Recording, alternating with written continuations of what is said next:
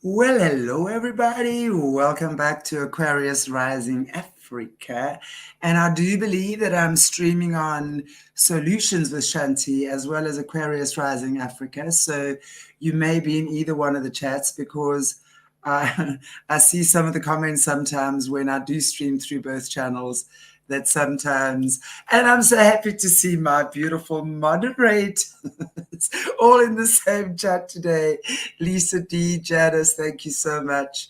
Appreciate you, ladies, so much. And then, of course, I know Joanne, but she's probably in dreamland by now, watching the little Joeys have their sleepy time. Anyway, welcome everybody. I'm just so grateful to have you all here today. Oh, and I have with me a very interesting guest today, someone who has not been on the show before, Devon Wendel. Oh, Joanne, there you are. You see, I'm so lucky to be surrounded by all three of you. I just made some new mods and I'm very excited. So this is like a new beginning for me, a new chapter. Nice to see all these little what do you call these things, spanners in the chat. I love it. Thank you. Anyway, so I'm going to bring Devon onto the stage with me now, and you can welcome with me Devon Wendel. Devon, how are you? Welcome. Nice to see you. How are you doing? Chantel, I'm doing very well this morning, and I appreciate you having me on. And it must be something bigger than us that has brought us together. For you, it's the evening. For me, this morning, because what is this? The second or third time we've tried to connect? Yeah. No, it has been real. I know we have spoken off air before. And well, I'm glad that you reached out again. Nice to have you on the channel. So yeah, I'd like to maybe just talk to you a little bit about your beginnings, because you've had quite an interesting journey. And I think what we'd like to do today is just do more of like an introduction to our viewers, and who are you? Where did you come from? What do you do? Over to you, Devon. Well, I'm not a big fan of titles. I'll be honest with that. I consider myself first and foremost a child of God, and then everything is just a minor little title, after that. But I've been a seer and experiencer approximately all my life. Today, I'm a bit of a shaman. I'm a bit of a minister. I'm a bit of a healer, a bit of an artist, a bit of a musician. I try to, play the drums here and there. I realized at a young age that I had access to the Akashic records, and today I actually. I know what the Akashic records are, but I think maybe just for some of our viewers who might not know what the Akashic records are, maybe you can explain just briefly. Yeah. Sure. What it is. Hello, Yelena. So good to see everybody. Thank you for joining us. So just to give people an overall idea of what the Akash or the Akashic records are. On the simplest terms, the Akashic records are your past and your future and everything that will play out as who you are as that soul and where you will be. So past lives and future lives are all in that book of records. Right. So I like to call it as the moment that God breathed life into my spirit, not Chantel, my spirit. Every moment that I've ever existed and ever will exist is recorded in that. That's right. So it's kind of like this super intelligent living library of human consciousness. Yes, it is. Yeah. Good and bad and indifferent, everything is in there. Yeah, absolutely. And I like to tell people, normally if you're having a conversation on the Akashic, right, and you're actually diving into that and kind of interested in your past lives, or if you're listening to this conversation, probably you've probably been a little bit of everything. And when I say that, I mean you've been the judge, you've been the jury, you've been You've been the one on trial for murder. You know, you've been murdered and everything else in between. Tammy is asking, yeah, if it's this book of life. I don't know if you would call it a book of life. What is your take on that?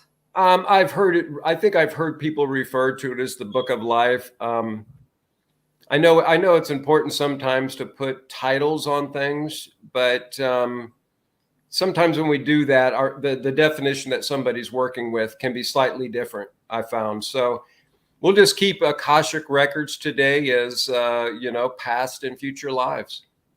Yeah, absolutely. Keep it simple. And as you say, we've experienced all of everything.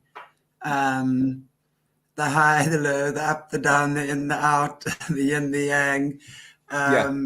Because that's really, my opinion. I'm of the opinion that the human DNA, which is why we're under such siege, if you will, at the moment, is a combination of DNAs from our forefathers that they brought together, that they sat together, and all of them agreed that they would give of their DNA to create the human species, basically in physical terms. Obviously, in spiritual terms, there's a lot more that goes along with that.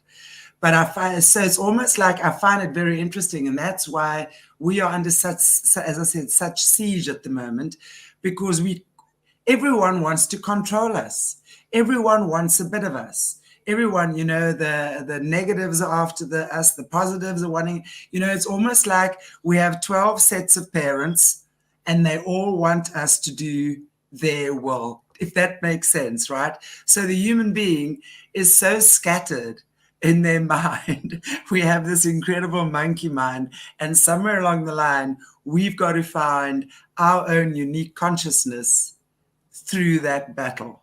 That's my opinion in a nutshell. Well, and we're highly revered among in the galaxy because, we are, although we don't necessarily always realize it in this time, your yogi master, your saints and your sage, your lamas, they tend to get a little bit closer to the realization of who we really are and what we can really do.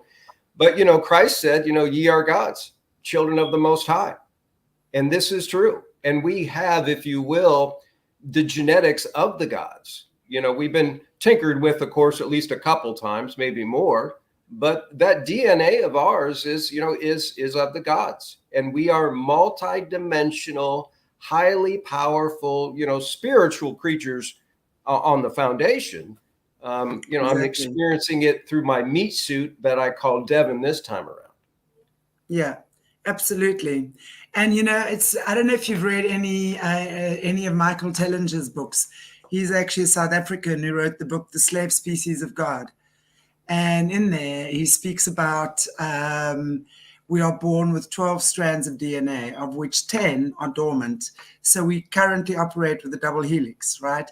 And scientists have termed the other 10 strands of DNA junk DNA because they really don't know what it is. Or do they? Now that I know what I know, I question whether they didn't know anything, because I do believe our DNA has been tampered with, and I do believe we've been dumbed down. Oh, absolutely. Really, yeah, really, because of the control mechanism in place. But when we start rediscovering our spiritual connection, when we start awakening, that DNA, the dormant DNA, starts waking up, and it starts plugging in. It's like little plugs that now get plugged back into their socket, and the electricity is passing through there again, and now you can use your hairdryer again, right? It's not just a useless object lying on your bed that you can whack someone on the head with, or strangle someone, or, hey, at least now I can dry my hair with it. Now I know what it's for. Do you see what I'm saying? Yeah. It's like that starts happening more and more. And then we start remembering more about who we are. We start remembering my name, my true name. We start remembering, it's like the layers start lifting, and I start recalling what my spiritual gifts are, how to reclaim them, what I need to do, how to face challenges. We forgot all these things. We've given our power away so much. And well, sure, it's been taken from us as well. But I have no doubt that we all chose to be part of whatever is going on. And God has one promise for that. And that is, you will always find your way back home. No matter how far into the dark you go, you will always find your way home.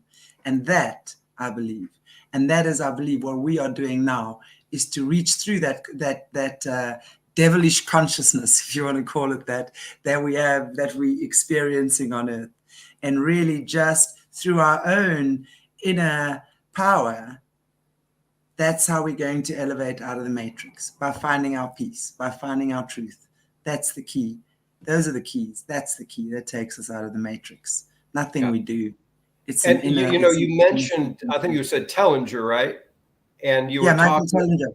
Yeah. So familiar. I've looked a little bit into his stuff, but yeah, I mean, I actually, one of my first memories that I had as an off-world, one of my first past life memories that came to me was I believe I was about 200 years old, but I was a child, but I was a small little bearded god. And so one of the old ancient Anunnaki. And I can remember, of course, Anunnaki really just means, I believe Anunnaki, the one who came from the stars. So there's a lot of different people when they use that term. You got to be careful. So we're talking about the old bearded gods, and before they fell as well. So before there was that big war with Marduk and his brother and all that stuff.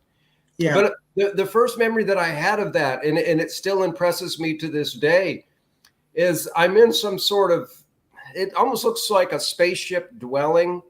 And as I walk out of it, I see all of these humans working. And the thought that I have is, if they only had an idea how powerful they were, they would basically throw us the hell out of here, is what my thought was.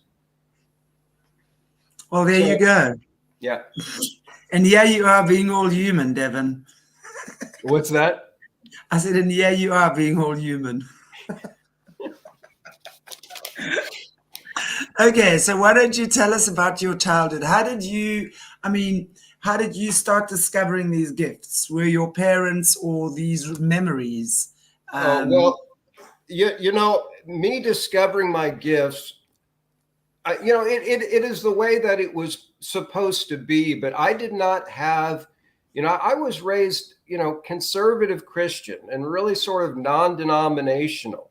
So I didn't have the weird uncle. Again, I'm 1973. I was born on a Good Friday in Fort Wayne, Indiana. So we didn't have the internet. I did not have the weird uncle. I didn't have the internet to seed these things into my brain. Right? Does that make sense? So my experiences were truly coming from me and not something external. But let me give you an example. There is a past life that the first one that I was seeing, and it would repeat and repeat. And I believe now it was repeating because it was a very traumatic ending. I was tortured over the course of about a week before they finally, ended my life. Now, why was I seeing that one? I believe I was seeing it because there was still a lot of trauma that was bleeding over from that life into this life. But I would see this occur, and I guess I'll get, I can get a little graphic, I guess, because it is the way it is. But through this torture process, finally what they did was they put my head into some sort of a roller and literally like cranked me in and crushed my head. And so as a little kid, I was going over this, could feel my head being crushed, knew that somebody had deliberately done this to me.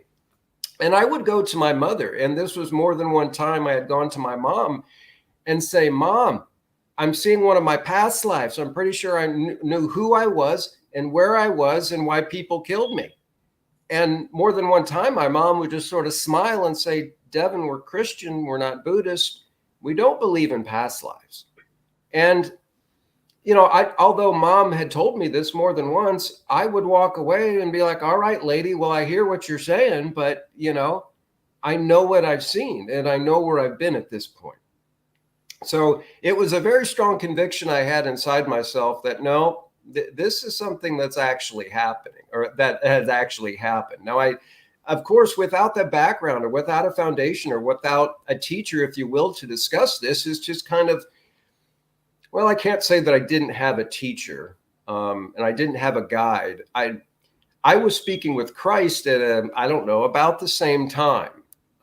So earliest memories in around 4 or 5. I'm guessing it might have been a little bit earlier, but let's see. So let me go back and jump into the Akashic though before I jump into some of the conversations of the child that I had with Christ. I have a technique as an adult that I use, and it's developed a lot more since I was a child. But when I was a little kid, I mean, if I was out in public or wherever I was, Shante, if you would be sitting across from me, I wouldn't care if you were the queen. I wouldn't care if you were a bum. I wouldn't care what color your skin was. That didn't interest me. As a child, though, I was always just fascinated with the eyes. And I always just loved, and probably for a little kid, the prolonged stares that I had were probably not, I don't know, what would you say? They weren't quite normal, and even probably out of the social norm a little bit to stare that long into somebody's eyes. But I knew as a child that if I did this little, what I kind of called game, right? If I just stared into someone's eyes long enough, I knew that this little game played out. And what would happen was that a lot of the times, not always when I stared into somebody's eyes, but they would actually start to show me what I call now Akashic faces. Now, I didn't have a name for it back then, but I knew that what I was seeing, there's always a little voice inside my head when I would see this. And I always would hear like, this is the essence of who the person is. Well, so you're seeing their soul. You were seeing their soul, because the soul and spirit are like not separate but different. Were you seeing the soul? I was actually seeing various past lives, and that's something that's So it could be a male standing before me, and all of a sudden rolling on top of his face, almost like a Rolodex. Sometimes is actually how it occurred. So it just sort of like like a Rolodex. You flip to the next person, right? And your Rolodex to try to find their information. Well, that's how this would occur. And so I was. The first one that really stands out in my mind, it's because I freaked this gentleman out a little bit in public. But as I was looking at him, I noticed, oh, here we go. Here's the game, fun time, right? And I would see a face roll on top of his. Now, I don't have to shut my eyes to do this. My eyes are clearly open when this is happening. And best I can describe it is I can still see the person behind this mask that they're wearing, or this Akashic face, but I see about 75% of the physical person I'm looking at, and about a 15% kind of, I call it an opaque overlay that I can see on top of them. And then sometimes it will, that particular day, it switched in between two different faces. So a different female and a different male face. And it kind of went back and forth. And then I would see him again fully, and it would go back and forth. Now, as I was doing this and this was happening, this guy, if memory serves me right, he was probably about 6'3". He was a monster of a man. And he came from across the room at wherever we were in public and came up to my mother and said, "What the F is wrong with your little son?" And mom is like, "Excuse me, sir, what are you talking about?" And he said, I think he actually called me a couple more select words, but he said, "That little feels like he's staring a hole through the back of my head." Now, when he said this, like on some level as a child, I even understood, no. He's upset on some deeper level because I'm seeing these other lives that are coming up that need to be exposed. And that's just the best that I could describe that. And, it happened quite often when I was a child. It actually happened up until I was about 2021. And I kind of put things away for a little while. But I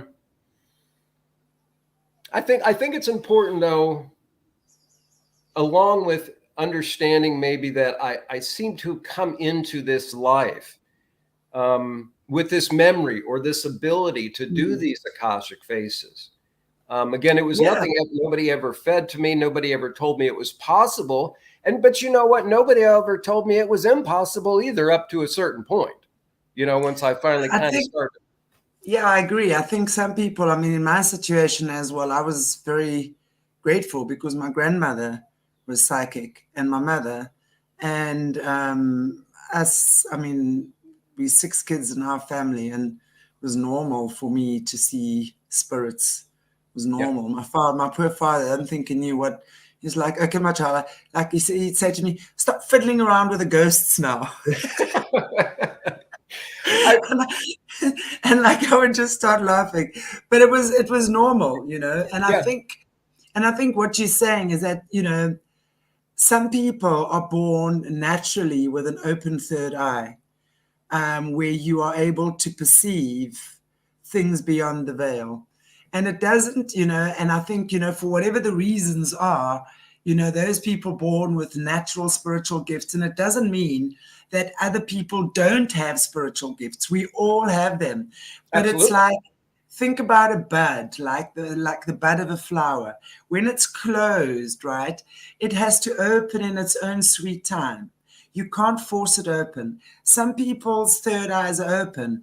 Other people have got they might be extremely good at sports or something, where other areas are very well developed. But I think at the end of the day, for me, it's about understanding that some of us perceive things, and because of our conditioning, we've been taught that's evil, because the powers that be don't want us expressing these gifts and using these gifts, because they have the unfair advantage over us, and they, through churches and indoctrination and bullshit, they've told us that this is evil and you're the devil's child. I was told all my life as a kid, I'm the devil's child and Jesus hates me. And I mean, I'm like, fuck off. Jesus does not hate me. And what a trip to put on a child, right? To put that into kids. I mean, these were other kids. These were other kids telling me this. That was crazy. That's so absolutely wrong for the church and these authority figures to put that onto a child. And myself, I heard that quite often.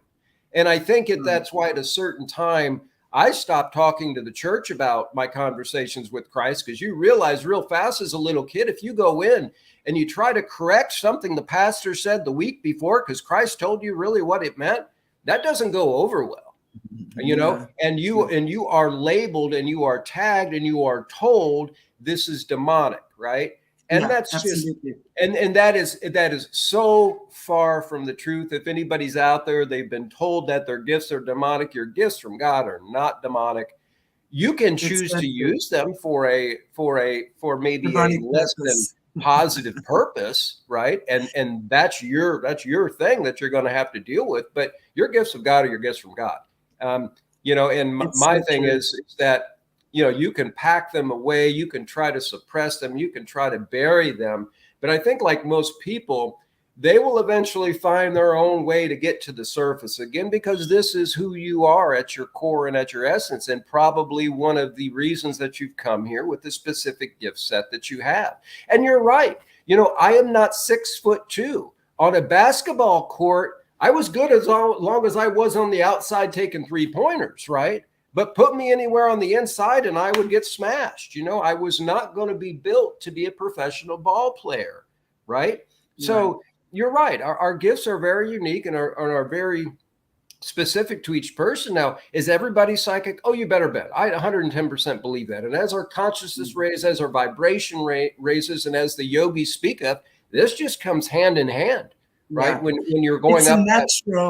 It's a natural unfolding, and again, if we look at, for example, when we're looking at the Eastern teachings and the Eastern philosophies, the lotus flower is a very prominent symbol. But also when you look at how they've used that in the arcane teachings and how they've actually turned that into something that is dark, because they have taken a lot of the spiritual teachings, not only Christianity, and they've completely debased it, the Eastern teachings being the same. And in many instances with the Eastern teachings, like they've done with Christianity, they kept a lot of the true essence of the teachings out. That's what they've done with Christianity, like the missing books of the Bible as well. Oh, yeah. But really, when we look at the lotus flower, because what the 1,000-petal lotus really is, it really is a depiction of, as one petal unfolds, it depicts an experience or a journey in your life. And as you complete one experience, another one occurs for you, until you reach that place of full enlightenment, the 1,000-petal lotus, where you've completed all your earthly experiences. And now you've reached that place where you understand, you're at peace. You've understood the extremes of everything. You've understood the perfection in everything. You've understood why certain disgusting things have had to happen. Because if you look at Christianity as well, what does Christianity tell us? Christianity tells us that every day Lucifer goes into the courts of heaven and asks God permission to do what he does, and God grants permission. Now, why is everyone so cross with Lucifer? If God is granting Lucifer permission, it's simple for me, very, very simple. Because until such time that humanity has overcome the struggles that Lucifer holds, in other words, greed, temptation, fear on all sorts of levels, Lucifer's going to keep whacking us down, so to speak, right? It's like training for a ball game. I mean, if you're playing the Super Bowl, you can't be playing the Super Bowl when you've only played 2 games in your life. You got to be practicing, and you're going to be practicing against the bigger, stronger, like opponents, right? Until you reach there. It's the same with spiritual awareness. You're going to be knocked down 100 million thousand times until you get it. And when you get it, that's when the frequency raises. So then God says, you don't need permission anymore. Off you go. You've made it. You've jumped the loop. He doesn't have a hold on you anymore. But as long as that energy or that entity has a hold on you, I can't change that. You have to change that. I have told you how to change that. I have given you permission. I have forgiven you. I have done whatever. But it's up to you as an individual, human being, to make the changes within yourself. And you have to walk your talk. Not just talk a waffle anymore. Now put your words into action.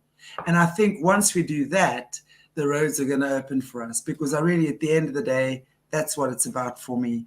It's a representative of our own shadow self. It's representative of our own fears.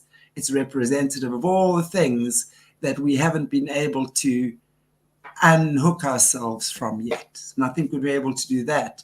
Life becomes very different. Yeah.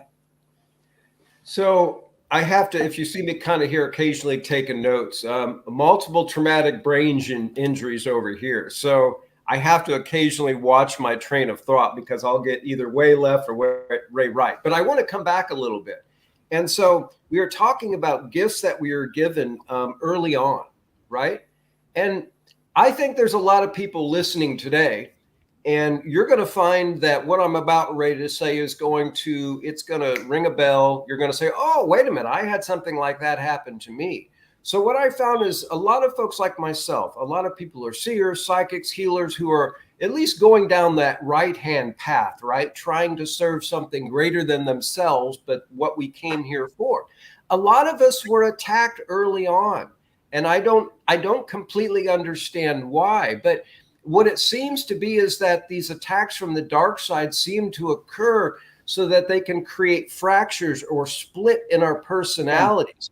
And when they're successful at doing that, I think a lot of times they can get us to forget and completely fall off track of who we are. So I think a lot of times, depending on how well you fared during those early attacks, maybe how much of that past from the memories from the past life that seemingly came through the veil that you had memory of, that you can actually still hold on and to recall.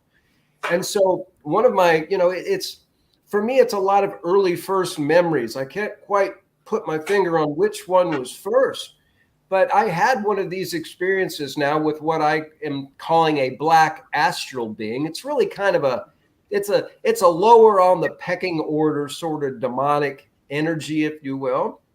But I'll give you that story real quick, because I think it's going to remind a lot of people of what they've experienced, and well, if nothing else, give you the understanding that if a child can do battle with these things, then surely an adult or even your children today, if they're dealing with these things, it'll give you a better understanding of maybe what you can do to help them with these darker entities that are Right. coming at them.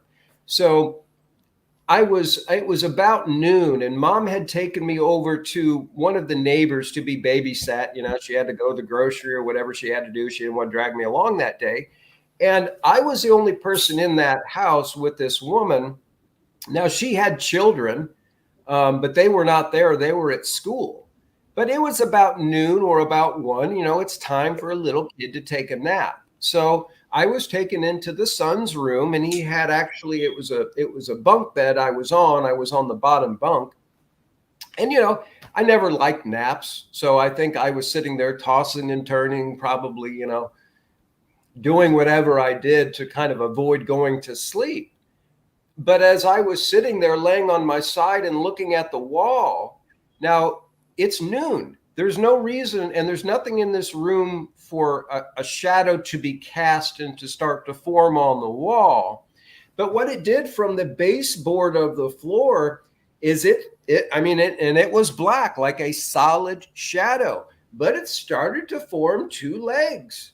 And those legs started to kind of go up and form, and I'll be darned, but there's a waist, and it was fairly large. And then it starts to come up to the chest, and there's a big old chest. I mean, it was wide, and you could see the shoulders. And then as the head started to form, it even had little like devil horns on top, right? Real spooky, right? Now, this are those early battles that I talked about just a minute ago that a lot of us experiences of light workers or seers or healers that have come back, and the dark is trying to suppress us. But, rather than me taking my head and throwing it underneath the covers, right, and just saying, oh, no, this ain't happening, this ain't happening, this ain't happening, I'm sitting there watching this thing. Now, I've got enough discernment as this small little child to go, oh, this thing isn't here to sing me a lullaby. There's nothing good about this thing, right? And then even, Chantel, it even gets to this point here. It's like it finally forms on the wall, and it kind of starts to do this little, like, kind of almost like little shimmy thing, right? It's like, woo, it's scary, I'm shimmying. And a belly dancer. It's funny now. But of course, as a little kid, like, this is some serious stuff. But what do I do? Right? What do I do as a child? Well, I only know one prayer. And so I think, I'm led to say the prayer. So I say it, now I lay me down to sleep. I pray the Lord my soul to keep. And if I die before I wake, right? I think I've looked up that prayer before. I think it's like the number 1 said prayer through all of time throughout the world. It seems like, almost, except for maybe like the Lord's Prayer, right? But you know what? As a little child, I was like, whoa, this is crazy, because I finished the prayer. But this thing that Chantel probably took maybe 30 seconds to fully form, and then to kind of start doing this little shimmy thing on the wall, right? As soon as I got to the first Lord in that prayer, bam, it was right back to whatever the hell it came from. And so as a little child, I'm still pondering, like, who's the Father, who's the Son, who's the Holy Spirit, how's that related to Christ, right? I mean, these are just these big things in my head. But I know this for damn sure. It responded to that one word, Lord, and it did not like it. So, wow. Yeah. So it's always that energy. It's a frequency thing. Exactly. So it's very. I mean, this is what I always say. When we know these things, and we can then raise our frequency accordingly. These things don't touch us anymore, or they don't know how to get to us. It's like our light is too bright. It's like bright headlights coming down the road. You just can't look into them. You turn around and you look away and you run. That's the type of thing that happens. But and I think more and more, if speaking to like Jessica Jones, who's I have on the show every second week. She's the cryptid huntress. Yep. I mean, you were talking about Bigfoot and stuff like that. I mean, she goes out with these ex super soldier guys. They do cryptid hunting, and you must see the things they find there. And also, when you listen to people like Caleb Jade, who's been in the U.S. military, the shadow military, and you see the caves and the shinkanas, which is the underworld, the levels of depravity and the things that exist. They've got cities there. They've got men without heads. They've got dogmen, werewolves, vampire. I mean, like everything that hell exists of is literally here, and it's all on the earthly dimension or on the earthly plane. That's what I'm saying. But these portals are opening up. I think for myself, as later, I wasn't what I called ghost busting as a child. It's using your discernment and the tools you have to deal with these dark things as they're coming to you. But then later on, as an adult, though, yes, I have been hired to ghost bust, sacred land. I call it holding space, but a lot of people don't really understand what that means. So I just kind of break it down. I call it ghost busting, right? But so I've gone through, if you will, the gamut, or I've kind of gone through the different levels of these things on the dark side. And those black astral, that thing what I saw when I was younger, that's very what I call bush league. That's kind of like almost like level 1, if you will. And things kind of get a little bit more intense from there. But I think, at least for myself, I think why I got to experience that and why it was in the cards, if you will, was because that, later on in my life, I would be asked to remove spirits from people's homes. I would be asked to, go to a sacred land and get as much of the black magic off of the land as I could. So it was almost like, for me, it was almost like just an early experience that had to happen just because something later in life was, I was going to be dealing with a little bit more than just your black astral stuff on the wall. But yeah, there's a large gamut of negative things out there. I don't like to focus on it, but to be truly enlightened, we have to be aware of both the light and the dark. Sure. And understand that both exist. I mean, it's great to go around and say, well, I'm just nothing but, love and light, and everything's love and light, but that's just not really how things play out. I mean, it's nice to pretend that for a little while, but I think it seems to me that every time I almost level up in a consciousness level, and I'm getting up to these places of samadhi and just almost leveling up on Brahman for a minute, that, it almost seems to be something that comes along saying, no, I'm going to try to yank your butt right back down, from that higher consciousness level. And that's where these entities seem to fall in.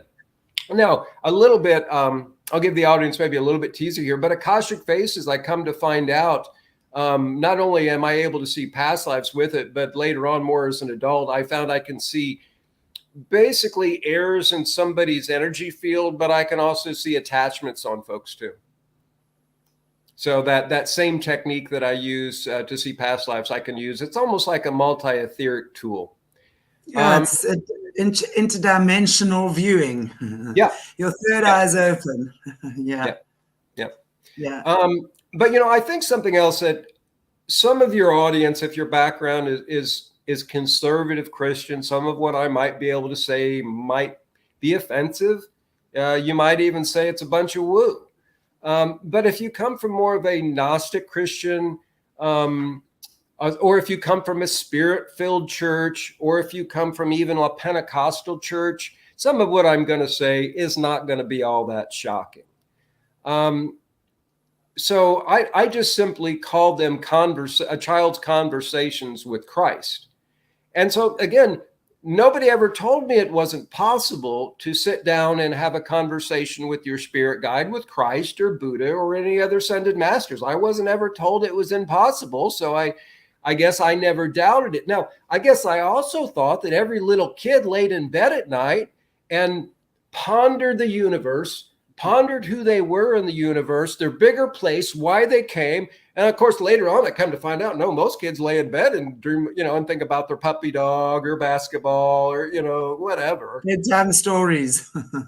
That's not what I did. When I laid down there at night and I started to think of bigger things, it was always just higher purpose. What am I here for?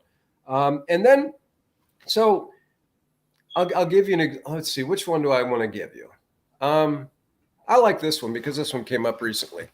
So I'll give you an example. Again, I had to be about 4, and it probably was first or second grade, because that's about the time you first hear about Darwin, good old Darwin, and, the theory of evolution, right? And so, this is, I believe, the very first time I had heard this. Now, of course, I would have heard from the church that, right, you don't come, there would have been some sort of debate at the church that, you don't come from a monkey. But this teacher, I mean, she had me so dead set that I came from a monkey. It was almost a little disturbing. And this was one time, Chantel, that I had actually come back home, and I wasn't laying in bed. It was almost like a full waking vision of Christ and him coming and telling me something. And so I'm sitting there and I'm pondering this. I came from a monkey. I came from a monkey. I came from a monkey. And I see Christ come into my third eye. And I'm like, Jesus, teacher tells me I come from a monkey. And this is the first time I'd ever seen Christ. I mean, he barrel rolled. He wasn't just laughing. He's going back like this. He's ha ha ha ha. And he goes real fast. And as a matter of fact, he goes, you didn't come from a monkey. He said, you came from the stars. He points up, and guess what star system he shows me? Take a guess. Pleiades. Now, at this point in time, as a child, that's all he did. He did not go in it. That's kind of interesting thing I found about Christ as his guide. He's not giving me everything. Like a good teacher, he's kind of encouraging. And they give you know what I find as well, whatever information gets given, it's neutral. It's good or bad. Yeah. That's the information. It's boom, there it is. You ask for it. Now it's up to you to figure out what it means. That's where your discernment comes in. And there was something on some level I thought, well, so, maybe I physically come, maybe my spirit comes, but I knew this. I can rest easy. I can forget about what that crazy teacher said, because I know I didn't come from a monkey because he just told me so. And I know there's some sort of relation to the Pleiades, right? And I could go back and I could play, right? And be happy again and not have to worry about coming from a monkey. And you know what? Throughout my entire life, even going through my college career, and you know how many times that is just beat into your head, there's always that little voice in the back of my head said, no, ignore this. You don't come from a monkey. You come from that set of stars. Now, well, interesting you said that, because that's definitely one of the donors of our DNA, the Pleiadians. Absolutely. Well, we can look at Lakota. We can look at the Cheyenne. So many different Native American tribes, and not just Native American tribes. That we can go back and look at some of the Greek history. So many of these different tribes of people and different people from all over, from different times. They show their ancestry as being from the Pleiades, don't they? Mm-hmm. Yeah, there's lots. I think there's a combination, but I really think all of us. I mean, the way that I see it, I come from Central Sun, who's God. I mean, if you want to look at it galactically, okay, I come direct from Source, God. Sure, but I would have spent different times at in different planets, but my soul definitely resonates more. And I know, and I know obviously in different places you experience different things. I think you're right. I think you're right there in that I feel today, right? What does that mean? That's where my soul spent the most of the time, right? Not that I haven't been in other star systems or been on other planets or been in other forms, but that's just where my soul has spent most of the time, I believe. If that makes sense.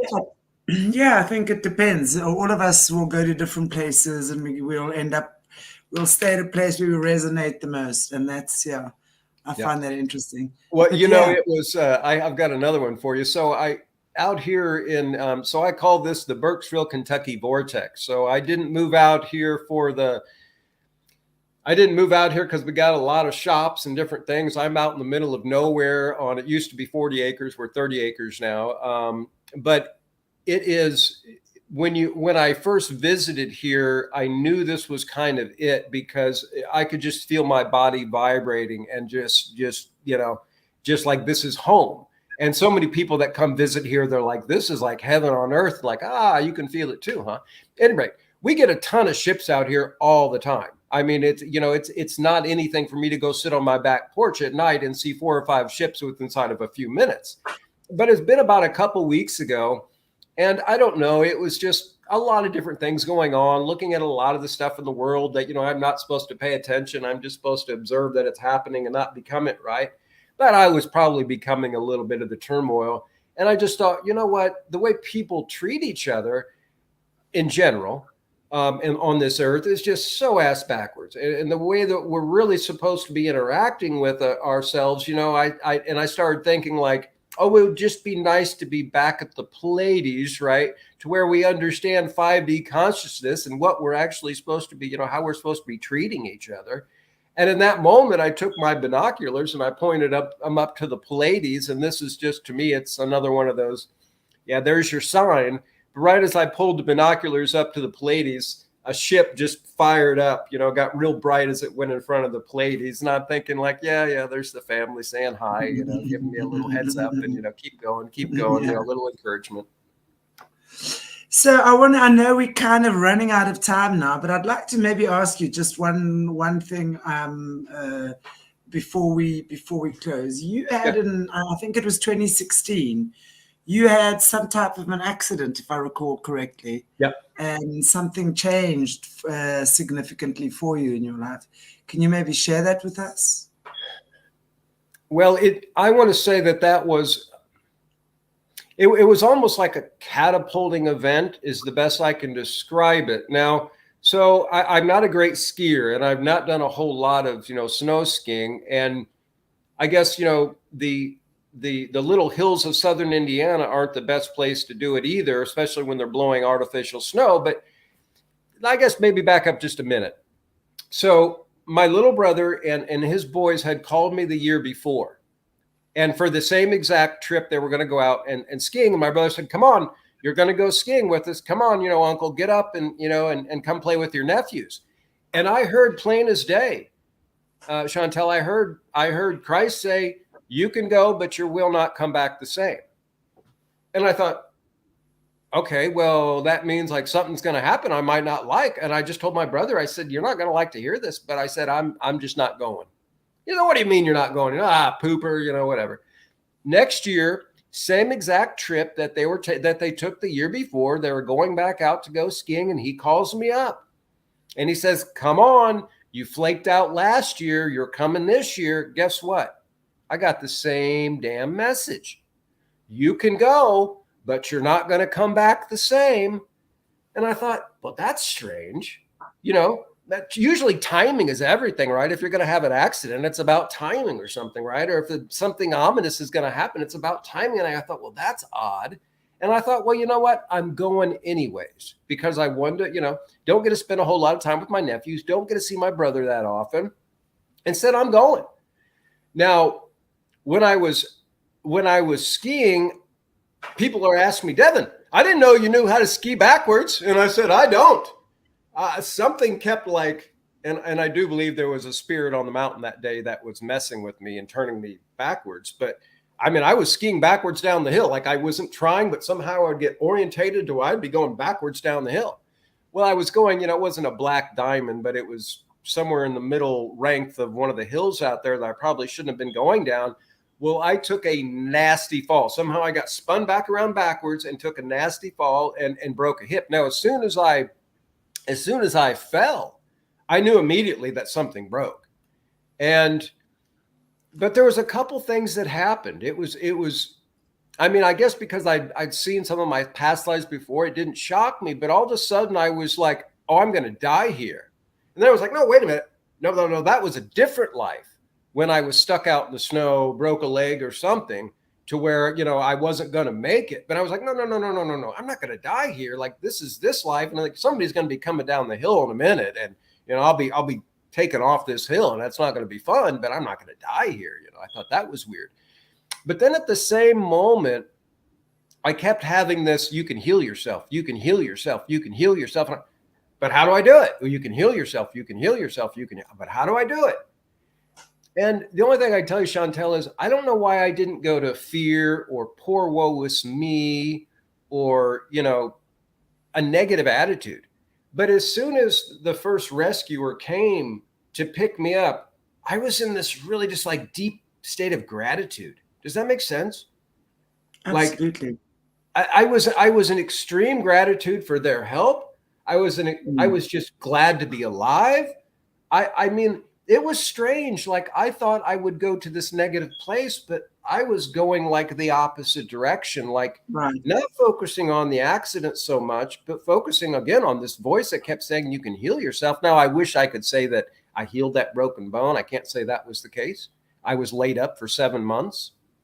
But everybody that I came in contact with, whether you put me in the ambulance, whether you x-rayed me, whether you were sweeping my room, right? The hospital room that I was in, where you're feeding me, whatever it was. First off, I wanted to tell you how grateful I was for you being there. But second off, I wanted to ask you if you knew who Christ was, but not just Christ, Buddha, or anybody else, and if you were finding your spiritual side. And I thought that was kind of weird, why I was drawn to that. But I had 7 months. I had, normally you break a hip. If anybody's ever broken a hip, normally they put you back together and they get you walking the next day. But where I broke mine, they said, oh, no, you'll be laid up for 7 to 8 months. So I had approximately 7 months to lay there in bed and the best I can describe, Chantel, is it was downtime where I had to be silent. I had to not be focused on this, that, and the other, because there was nothing I could do. I just had to lay there and almost be waited on. But that time, there's a few different, I had run into James Gilliland. Now he's got the Ascetti Ranch out in Trout Lake, Washington. I'm sure a lot of people have heard of his, but I'd never heard of him before, never heard any of his stuff, never heard about the Ascetti, but was laying there one night, YouTube had gone off to wherever it was going when it, auto plays. And he was on there and he started talking about orbs that he had seen in the sky and on his property there at Ascetti. And that made my mind go to about 8 years earlier. I had seen, and I don't know why I had forgot it, but I had seen these beautiful orbs dancing out in the middle of the desert in Texas. And they were just doing this beautiful, almost like synchronized, like just up and down and up and down. But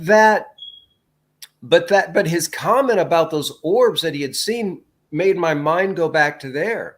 And then once I find out that he had this place called Ascetti, right, which was a light in contact with extraterrestrial intelligence and all the different things that were reportedly going on there, there was something inside me that said, you're going. As soon as they let you walk, as soon as they let you get on a plane, you're going there. And so I can't say like that 7 months, me being laid up, was just the complete, transformation. And I won't even say transformation, because it wasn't like I was transforming into something else. It was more like I was becoming like that child again. And so I began to shed, if you will, the parts of me that aren't me, and started to get back in touch with a lot of that stuff that I knew as a child. And so that's what, again, the 7 months being laid up wasn't so significant, but it was that time, I think, that almost like, I don't want to say like, I don't want to say that God purposely broke me. But there was something obviously God never would break you, I don't believe. But there would be something in the experience that you would have needed to gain from. And if you say 7 months, 7 is one of the sacred numbers.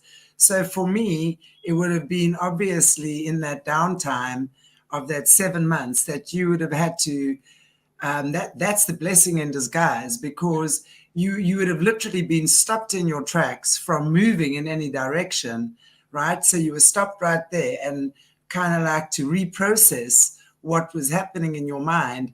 Maybe that you needed to change direction, you had to change a thought about something or whatever, because that downtime really does give us clarity. There's a beautiful song by Sarah Brightman that says, sometimes standing still is the best move you'll ever make. So it's like in that moment of quietude, of being still, that your soul would have been listening, right? For prompting. There wasn't so much noise going on in your energy anymore. So when you're in those times of where all the layers have been removed and you're completely vulnerable, you're in pain, you're uncomfortable, whatever, there are no more layers to protect you. That's when we're going to get our biggest downloads as well, and probably the understanding about what it is as well. Because even though we understand, Christ is always talking to us, always sending us pulses, and we're either going to respond to or not, right? But obviously, depending on how open we are and how aligned we are, depends on whether we get the accurate message and are able to then interpret it accurately as well. That's the trick. You've got to interpret. Well, and of course, what does he say? You can go, but you're not going to come back the same. And of course, immediately after I break my hip, I'm like, oh, well, this is what he meant. But there was obviously a much bigger meaning that he was trying to get me to understand. Oh, yeah, I wasn't going to come back the same, because there was a good portion of that old ego of me, or the old, the part of me. What hip was it? Right or left hip? Right or left hip? My right.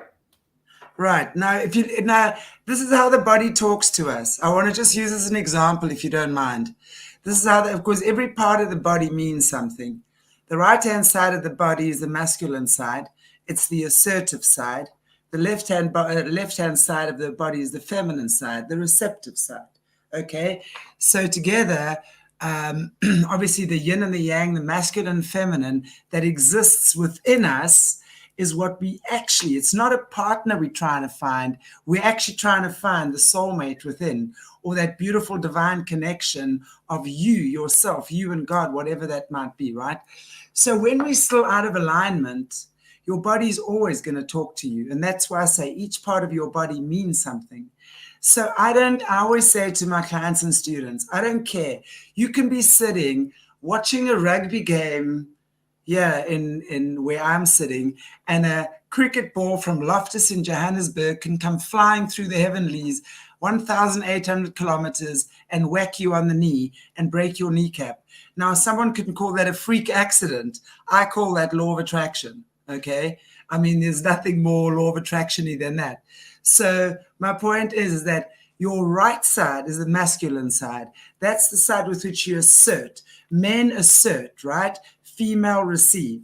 So the right side is what actions, where you're putting action. Your hip, joint movement forward, stepping forward. So I would immediately diagnose that as you were needing to not move in a direction you were moving in, because you were clearly out of alignment and your body was telling you, hey, buddy, step back, chill out.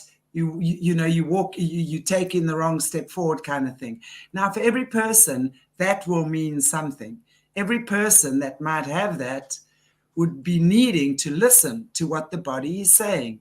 And each person is going to get their interpretation of what an injury in the body could mean. But the minute we start listening to our bodies more and more, we make friends with our pain. We make friends with our injury. We make friends with the abandoned, ugly, yucky part of ourselves that we can't even look at, because those are the parts of ourselves that need nurturing and love and care. But most of us rush off to the fucking doctor at the first opportunity, get a can of pills, injections. Oh yeah, I have never seen people happier coming out of the doctors with a packet full of medicine like that, I swear. I've never seen happier people in my life. It's like, yeah, the doctor gave me medicine, I'm fixed. I'm going, no. And it's like learning. What is your body saying to you? That's how I healed myself from breast cancer. What was my body saying to me? What was my cancer teaching me? At the same time, I was bitten by a black widow spider. By rights, I should be dead. I should be dead. I should be dead pushing up daisies. But I said to the spider, what are you trying to teach me?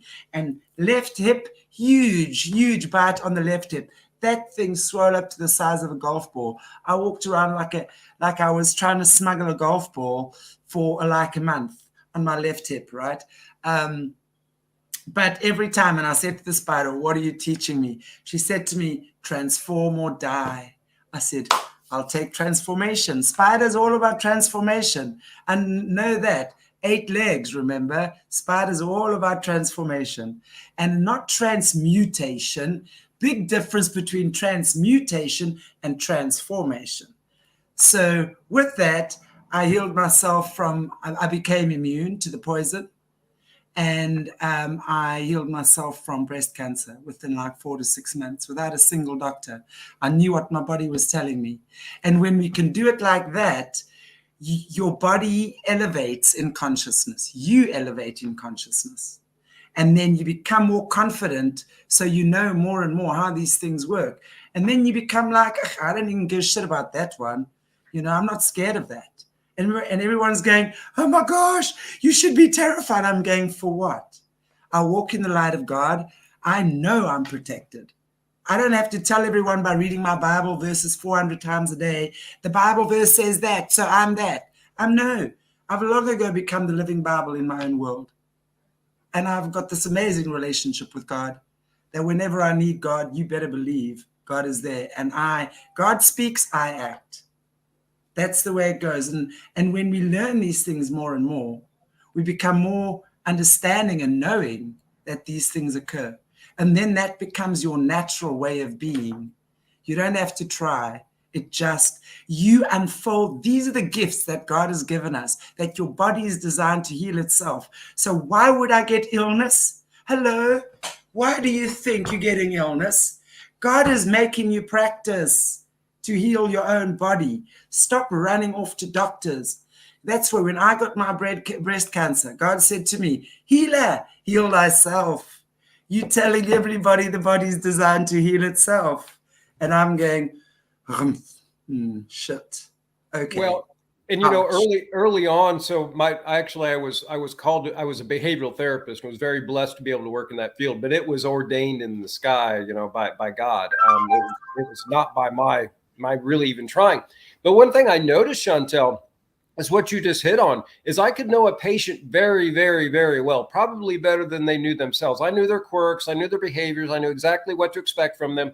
But they'd go off to a psychiatrist, new psychiatrist, whatever, and come back with a diagnosis. And then all of a sudden, I was watching them in real time become their diagnosis.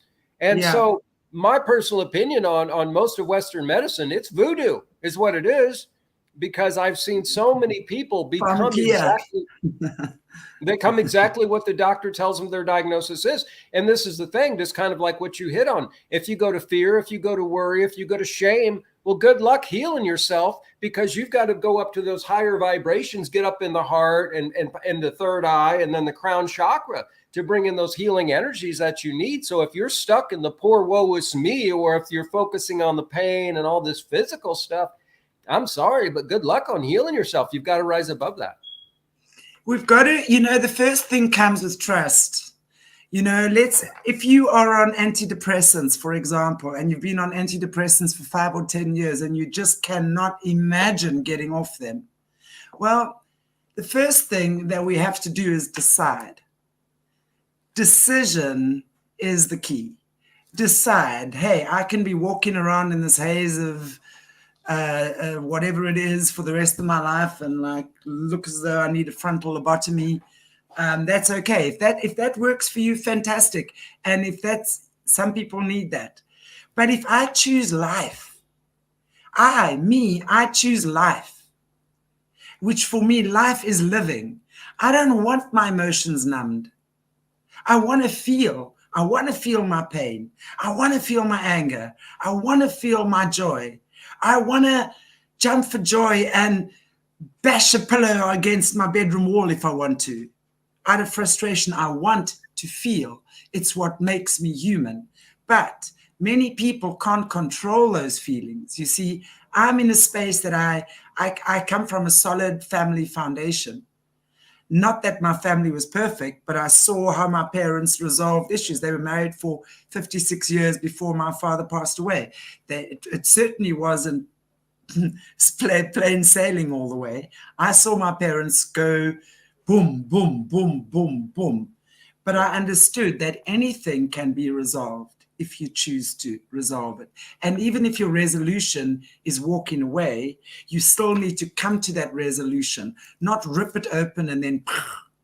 So the whole thing is, it's about understanding the choices that we make in our lives.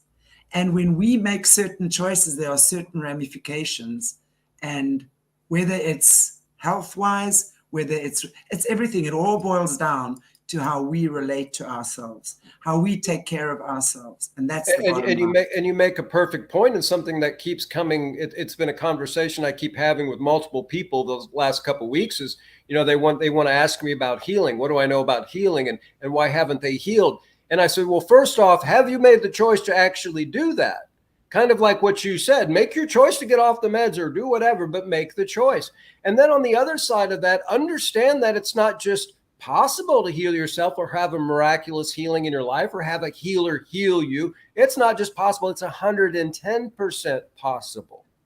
You see what happens, and I think what people often, and this is something I notice in my practice, when people want to make a change, they think it's so massive. It's like this mountain standing in front of them because their bank is foreclosing on them. Their car's being repossessed. Their child's on drugs. Their wife is divorcing them. They're about to be retrenched from their job. What I'm saying is everything is now on a precipice, so everything seems so daunting. And I'm going, hey, the way that we're going to solve this is to take you eat an elephant one bite at a time. Not that I ever want to eat an elephant, but you'd eat that elephant one teeny tiny bite at a time. So the first thing we do is we decide, and that looming mountain is very often what scares people away. That's the thing that makes them turn around and run back into hell. In other words, back into lies, back into deception, back into fear, back into alcohol, back into drugs, whatever it is. And I'm saying, you're going to make a change in your life when you are so sick and tired of being sick and tired. You're going to be so sick and tired, you're going to want to vomit your own self up. That's when you're going to make that change. Then you decide. Then one little door opens, and guess what? Something that is manageable occurs. So what is the first thing I can do? Okay, I can stop drinking 4 liters of Coca-Cola a day. I can maybe have 1 liter and 3 liters of water. Let me try that for today. That's all I'm going to do for today. Something that's manageable. Hey, my kitchen cupboard looks like those drawers could be falling out. Let me just do that as a task today. Clean out my kitchen drawers. That's all I do today. I'm saying we start with tiny bite-sized chunks. It doesn't even have to be related to the issue itself, but it's related to you. And when you start feeling a small sense of achievement, you start gathering momentum, and then you start shaking off the old dead skin. And then light starts shining through, ideas start coming, and all sorts of things start changing. And almost all of human nature is not to do, although occasionally it does happen where we do complete 180s, but most of human nature, and most if you look back through your own life, it's small incremental changes. And so even if you can just make, like you said, from 4 liters of Coke to, 3 and 1 or whatever, a small incremental change is better than nothing. Exactly. But everyone, I mean, do you know when I have my shelf here and it tends to get cluttered because it's right here, and I hate clutter, especially where I'm working. When I take 15 minutes and just declutter that shelf, do you know how much better I feel? Yeah. That's the point. Our feelings are our fuel.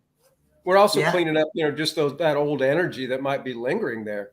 But it's all about energy, isn't it? So when we start uncluttering the mind, the next thing we start uncluttering our space.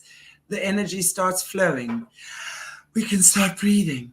And then that new energy brings in new positive things. But if you're going to, and in fact, we were talking about this on my show with Lynn Monet last night, and it got a lot of people inspired to unclutter because cleanliness is next to godliness. Remember that. When you have clutter and dirt and disgusting things shoved under your bed that you haven't cleaned for a month of Sundays, that negative energy, it's like chocolate for them, man. They sit there and they sloop up on that. Yeah, total. The more dirty and disgusting, the happier they are. Get rid. Just clear your space. That's all, please. I tell you, there's some houses I walk in and I want to just like, just get the windows open, something. Yeah, you know? yeah. I've had Lynn on before. I like her, and we have kind of a similar, a little bit of a similar background and some of our experiences that we've had. One thing that I'm being led to remind all of our audience before I forget, and that is, I think a lot of times, even myself, before I realized, well, we look at this, well, okay, so Devon, you're saying that I have to understand and I have to make the choice that I want to be healed. Yes, this is true. And I have to understand it's 110% possible. Yes, this is true. The other thing you don't need to do is try to make any damn sense of it, because you're trying to make sense of something that is, pardon me, but is beyond the ego's comprehension. And so I think it's best to just leave all your expectations, because trust me, what I kind of expected to see in the middle of a lot of the best healings I've ever seen was nothing even close to what my ego would have told me it would have looked like. So leave the ego at the door as best as you can and put it to rest, because the ego knows nothing of what the Creator has in store for you. Exactly. And I think it's a time that we're learning that, and it's a time that we're getting there. Yay. Thank you so much, Devon, for joining me and all our guests today. And to my beautiful, beautiful viewers, and I always say I'm the hostess with the mostest awesome guests and viewers. And there they are in the chats again. Thank you so much, everybody. God bless you all. And thank you for joining. I'll see you in a half an hour with Bryce. And we're going to be talking about one of the Borgias again, Francis Borgia, necromancy, and what's that thing where they take the ghosts out of you? Exorcism. No, exorcism. Yeah, that one. Okay, that's on with Bryce in half an hour from now. So I want to say thank you. Devon, is there anything you want to say just in ending off for us today? I appreciate you having the platform. I've got my own, although folks, it's in its infancy, but I've been doing a small podcast, and I've been doing kind of a bunch of different shorts and stories from my past and current, and things that I think you'll find interesting. But Chantal,